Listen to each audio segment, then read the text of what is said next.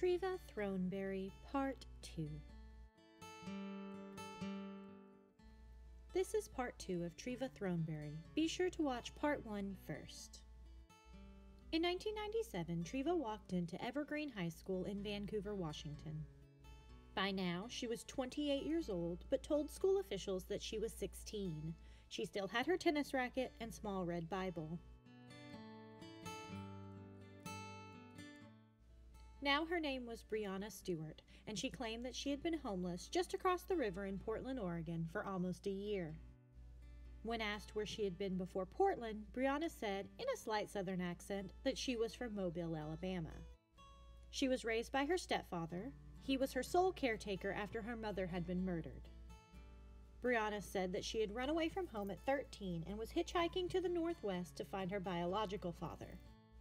Her first day of class, as a 10th grader, she entered her Algebra 1 class and met a boy named Ken Dunn.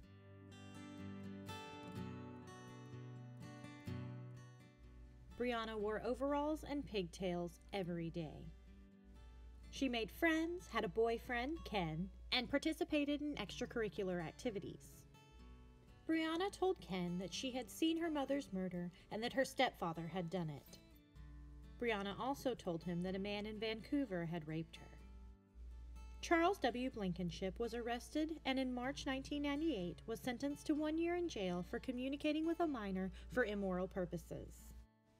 By that time, Brianna was finishing up her junior year at Evergreen High School. She wanted to become a lawyer and advocate for victims of child abuse. There was a problem, though. Brianna didn't have a Social Security number. She would need one to get a job and apply for college, scholarships, and loans.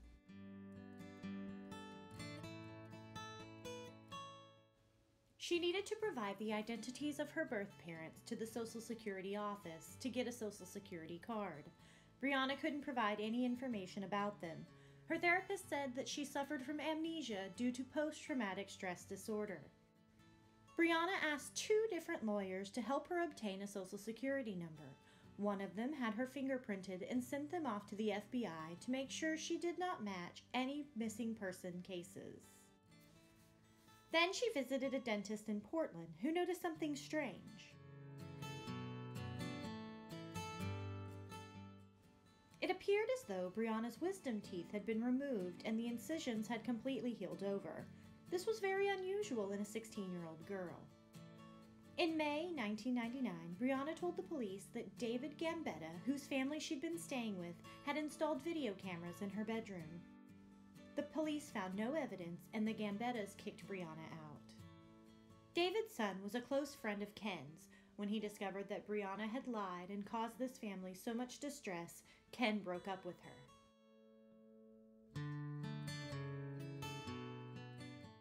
Brianna graduated from Evergreen High School in June 2000. Treva had been a great student. Brianna graduated with a C average. On March 22, 2001, Brianna was arrested for theft and perjury. Her fingerprints matched the ones from when she was arrested for filing a false police report.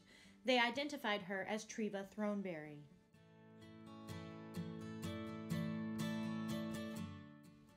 Treva was now 31 years old and had cheated the state of Washington out of thousands of dollars while in foster care and the public education system. Charles Blankenship was released from prison because he had not actually been communicating with a minor. Through it all, Treva continued to insist that she was Brianna Stewart.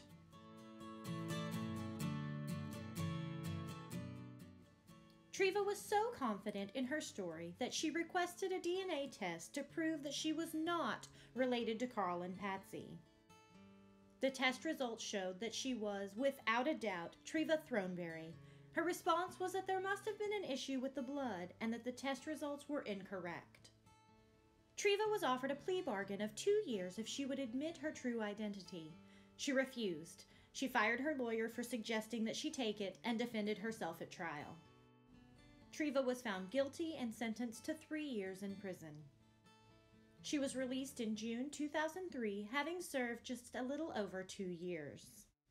She moved to Seattle and lived in a women's shelter for a few months. She was granted a Washington state ID card with the name Breonna Stewart and the birth date December 22, 1981.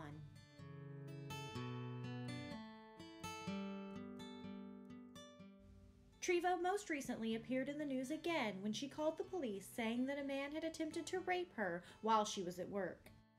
She was working as a maid in a hotel and reported her name to be Breonna Kenzie.